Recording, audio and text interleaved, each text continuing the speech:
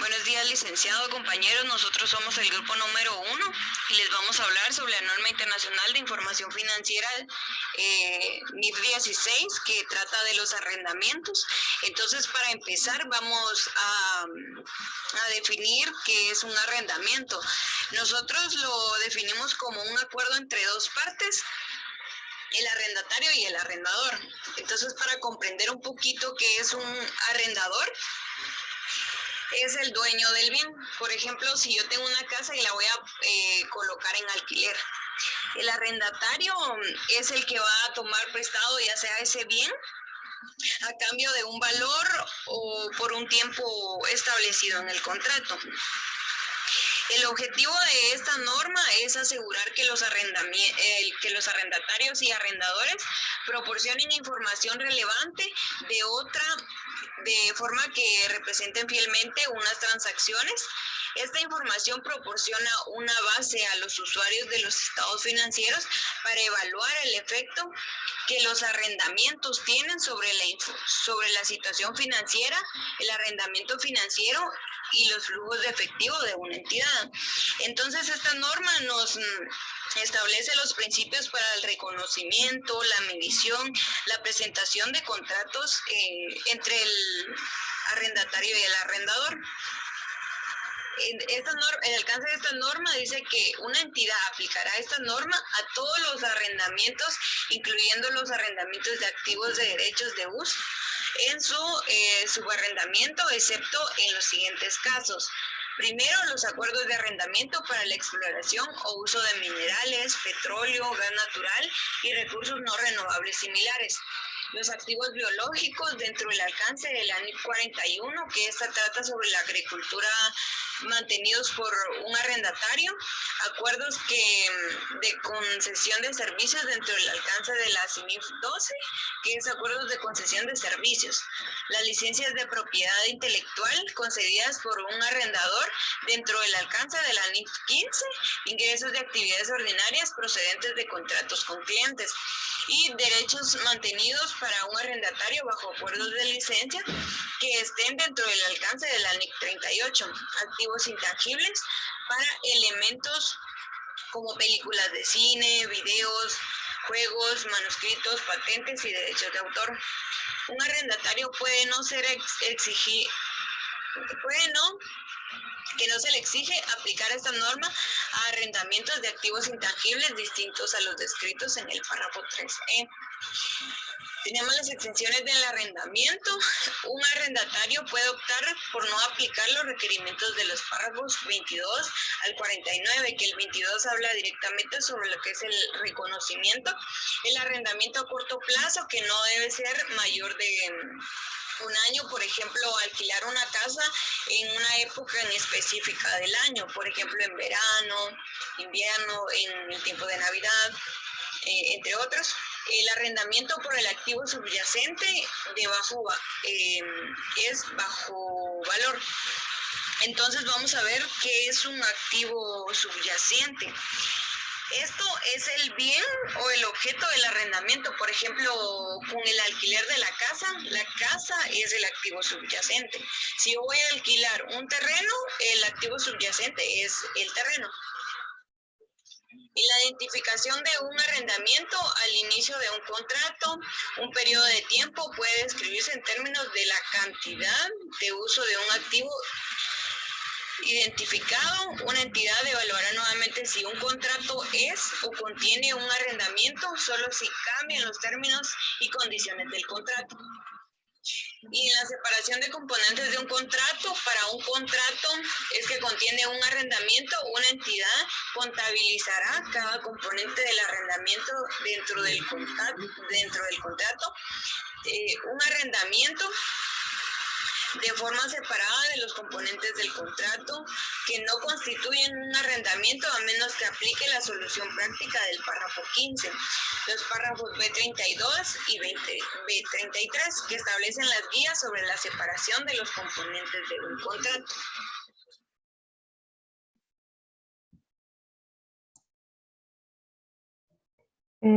Buen día, licenciado, compañeras. Continuando con nuestra exposición, tenemos ahora lo que es el arrendatario.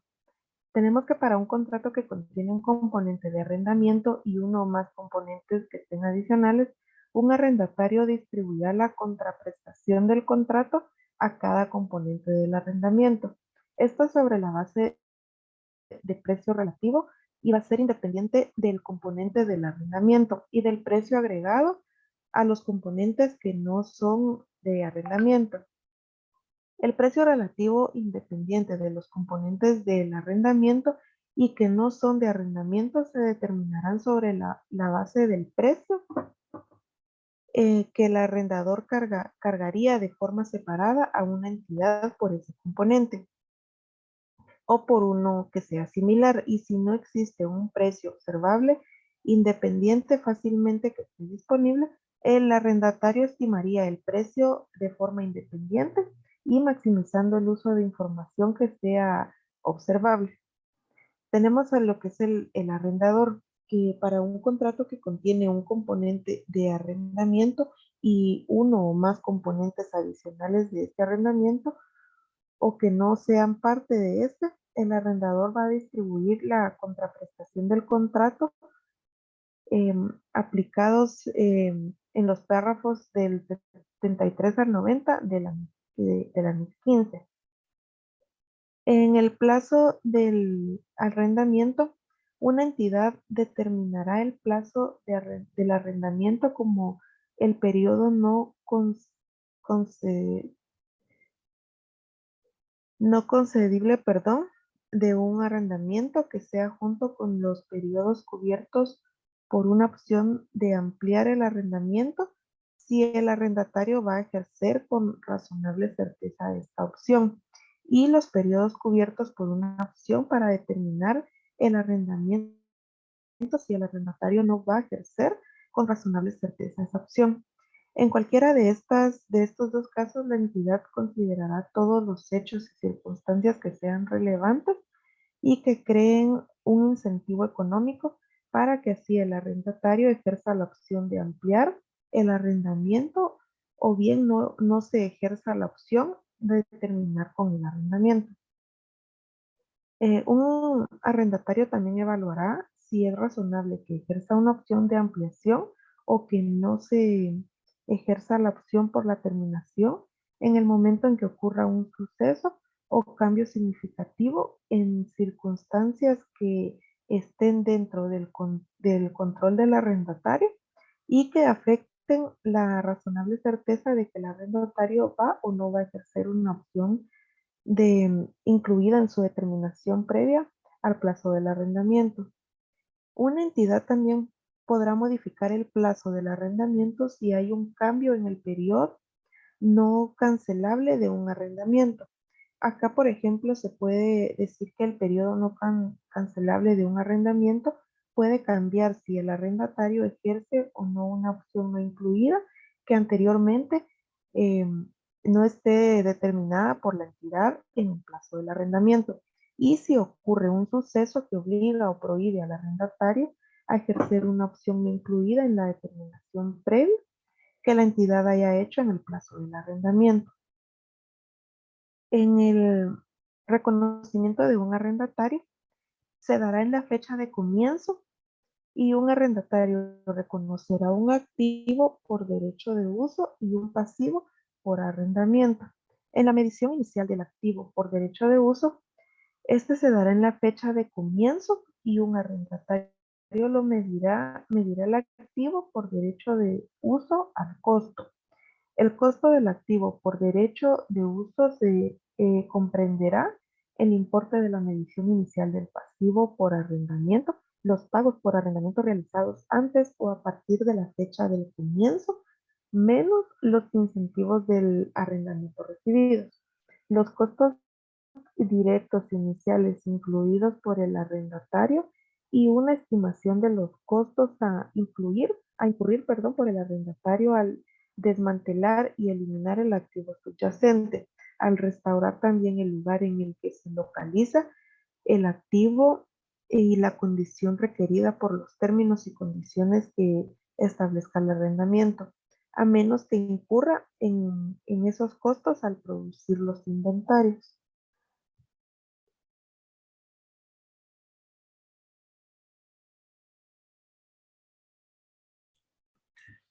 Buen día, licenciados y compañeros. Ahora vamos a ver lo que es la medición inicial del pasivo por arrendamiento.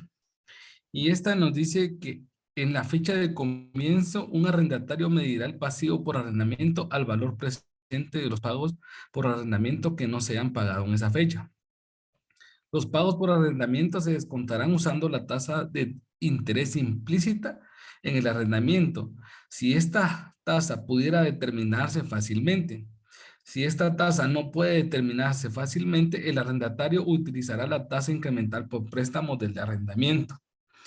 Nosotros podemos ver que el pasivo por arrendamiento es el valor presente de los pagos por arrendamiento que no se hayan pagado, el valor presente de los flujos de efectivo por pagos futuros. ¿Cómo podemos determinar la tasa de interés? La tasa de interés implícita pues, es aquella que es la tasa de descuento que al inicio del arrendamiento produce la igualdad entre el valor razonable del activo arrendado y la suma de los valores presentes de los pagos mínimos por el arrendamiento y el valor residual no garantizado. Y la tasa de interés incremental por préstamo es la tasa de interés que un arrendatario tendría que pagar por pedir prestado por un plazo similar con una seguridad semejante los fondos necesarios para obtener un activo de valor similar al activo de derecho de uso en un entorno económico similar o parecido. Teniendo en cuenta las tasas bien claro, las tasas, pues vamos a ver los pagos por arrendamiento incluidos en la medición del pasivo. Estos comprenden pagos fijos, que son aquellos eh, que son pagos fijos que incluyen aquellos pagos fijos en esencia, menos cualquier incentivo de arrendamiento por cobrar. Los pagos fijos por arrendamiento en esencias, pues son aquellos que pueden ser formalmente, contener variabilidad, pero son en esencia inevitables. Los pagos fijos en esencia por arrendamiento se dan cuando los pagos se estructuran como pagos por arrendamiento variables, pero no existe una variabilidad real en ellos. Esos pagos contienen cláusulas variables que no tienen esencia económica real.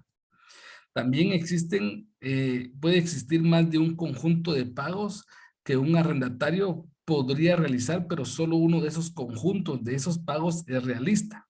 En este caso, una entidad considerará el conjunto realista de pagos como pagos por arrendamiento. También existe la posibilidad de que más de un conjunto realista de pagos podría hacer un arrendatario, pero debe realizar al menos uno de esos conjuntos de pagos. En este caso, una entidad considerará que los pagos por arrendamiento son el conjunto de pagos que suma el menor importe sobre una base descontada. Y también tenemos los pagos por arrendamiento variables. Pagos por arrendamiento variables son aquellos que pueden depender de un índice o una tasa inicialmente medidos usando el índice o la tasa en la fecha de comienzo. Estos incluyen, por ejemplo, pagos vinculados al índice de precios al consumidor, precios vinculados a una tasa de intereses de referencia, como la LIBOR, y pagos que varían para reflejar cambios en los precios de alquiler del mercado. Los importes, también tenemos los pagos por importes que espera a pagar el arrendatario como garantía del valor residual. También tenemos los pagos por el precio de ejercicio de una opción de compra. Y también tenemos pagos por penalizaciones derivadas de la terminación del arrendamiento. Teniendo en cuenta los pagos, ahora vamos a hablar un poquito de lo que es la medición posterior del activo por derecho de uso. Pues, desde la fecha de comienzo, después de la fecha de comienzo, un arrendatario medirá un activo por derecho de uso aplicando los siguientes métodos: modelo del costo y otros modelos de medición, como puede ser el valor razonable o el modelo de revaluación, de acuerdo a las NIC 40 y 16. El valor razonable se podría dar si un arrendatario aplica el modelo del valor razonable de acuerdo a la NIC 40 por propiedades de inversión. El arrendatario también aplicará ese modelo del valor razonable a los activos por derecho de uso que cumplan con la definición de propiedades de inversión. Y si un arrendatario utiliza el derecho de uso de los activos en relación con una clase de propiedades de planta y equipo y que el arrendatario aplica el modelo de revaluación de acuerdo a la NIC 16, este también podrá optar a utilizar ese modelo de revaluación para los activos que por derecho de uso o relaciones con esta clase de propiedades pueda tener. El modelo del costo también de un arrendatario podrá medir un activo por derecho de uso del costo menos la depreciación acumulada y las pérdidas acumuladas por el deterioro de valor. También deberá ajustar por cualquier nueva medición el pasivo por el arrendamiento. Un arrendamiento aplicará los requerimientos de la depreciación de la NIC 16 de las propiedades planta y equipo al depreciar el activo por derecho de uso, cuando éste pueda ser transferido la propiedad del activo subyacente al arrendatario al fin del plazo del arrendatario o si el costo del activo por derecho de uso refleja que el arrendatario ejercerá una opción de compra. El arrendatario podrá depreciar el activo por derecho de uso desde la fecha de comienzo del mismo hasta el final de la vida útil del activo subyacente o hasta el final del plazo del arrendamiento o lo que tenga lugar primero. El modelo de costo también nos habla sobre el arrendamiento que puede aplicarse la NIC 36, deterioro del valor de los activos para determinar si el activo por derecho de uso presenta deterioro de valor y contabilizar las pérdidas por deterioro de valor identificables.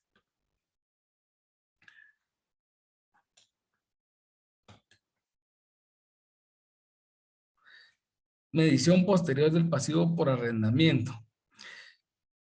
Pues básicamente, después de la fecha de comienzo, un arrendatario medirá un pasivo por arrendamiento en estos tres casos, incrementando el importe en valor en libros, reduciendo el importe en valor en libros y midiendo nuevamente el importe en valor en libros. Cuando hablamos de incremento del importe en libros, podrá reflejar el interés sobre el pasivo por el arrendamiento. Y cuando hablamos de la reducción del importe en libros, podrá reflejar los pagos por arrendamiento realizados. Y cuando hablamos de midiendo nuevamente el importe en libros, podrá reflejar las mediciones o modificaciones del arrendamiento, como por ejemplo, una nueva evaluación del pasivo por arrendamiento, una modificación del arrendamiento que no se contabilice como un arrendamiento separado, y también para reflejar los pagos de arrendamiento fijos, en esencia, que hayan sido revisados.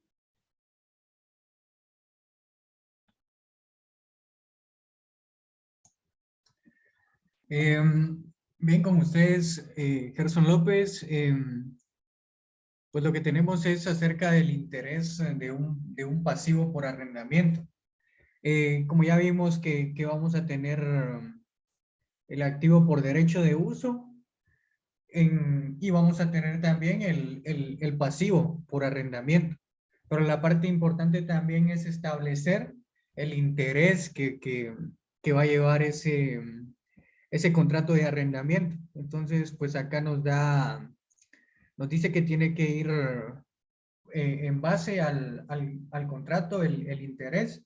Y pues ya nos mencionaron qué clase de interés podemos tener, pues. Y pues nos dice que también se hace una nueva evaluación del pasivo por arrendamiento. Y la medición de la nueva evaluación del pasivo por arrendamiento, pues se puede dar por diversas causas.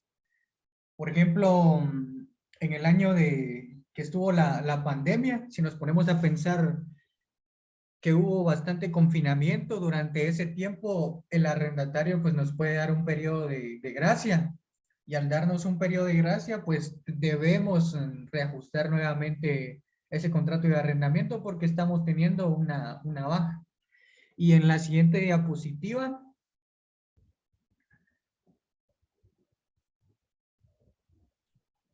pues sí, siempre dice que un arrendatario medirá nuevamente el pasivo por arrendamiento, descontando los pagos por arrendamiento modificado. Sí, se produce un cambio en los importes por pagar esperados relacionados con una garantía de valor residual.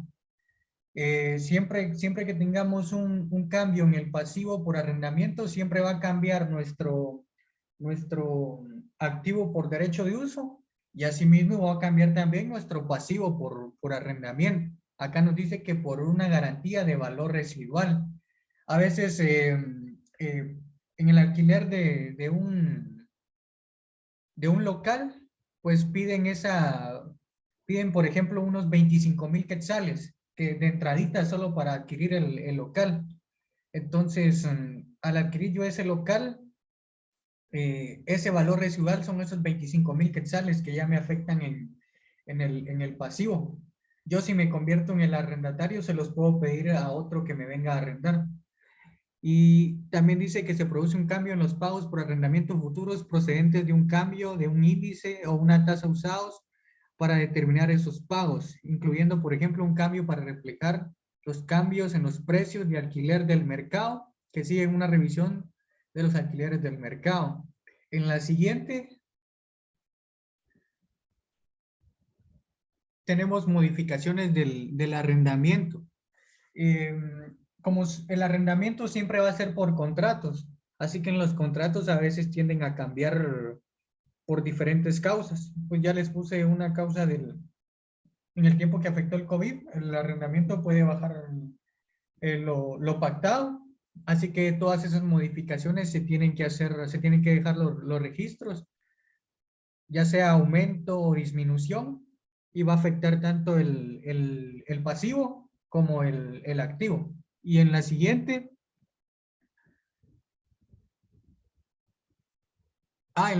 pues tenemos lo que es la presentación y dice que se puede dar en la situación financiera o en las notas. ¿Qué es lo que tenemos que poner? Por ejemplo, los activos por derechos de uso por separado de otros activos. Si un arrendatario no presenta los activos por derecho de uso por separado, en el estado de situación financiera, el arrendatario, los activos por derecho de uso dentro de la misma partida de los estados financieros que le hubiera correspondido los activos subyacentes de haber sido de su propiedad. Pues acá nos dice que por separado tenemos que hacer la revelación en las notas de los activos por su derecho de uso o ya sean subyacentes. Revelar qué partidas del estado de situación financiera incluyen esos activos de derecho de uso. Los pasivos por arrendamiento por separados de otros pasivos. Si el arrendatario no presenta pasivos por arrendamiento de forma separada en los estados financieros, el arrendatario revelará qué partidas de situación financiera incluyen esos pasivos. O sea, siempre tenemos que revelar los pasivos que tenemos por arrendamiento y también los activos que tenemos por derecho de uso.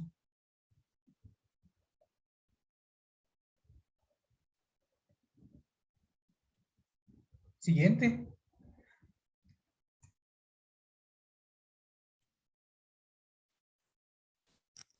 Buen día, licenciado, compañeros. Continuando con el tema de la NIF 16, tenemos lo que es la información a revelar y está el objetivo que dice que es la información a revelar para los arrendatarios, revelar información en las notas que junto con la información proporcionada en el estado de situación financiera, estado de resultados del periodo y estados de flujo de efectivo, de una base a los usuarios de los estados financieros para poder evaluar el efecto que tienen los arrendamientos sobre la situación financiera, rendimientos financieros y flujos de efectivo del arrendatario.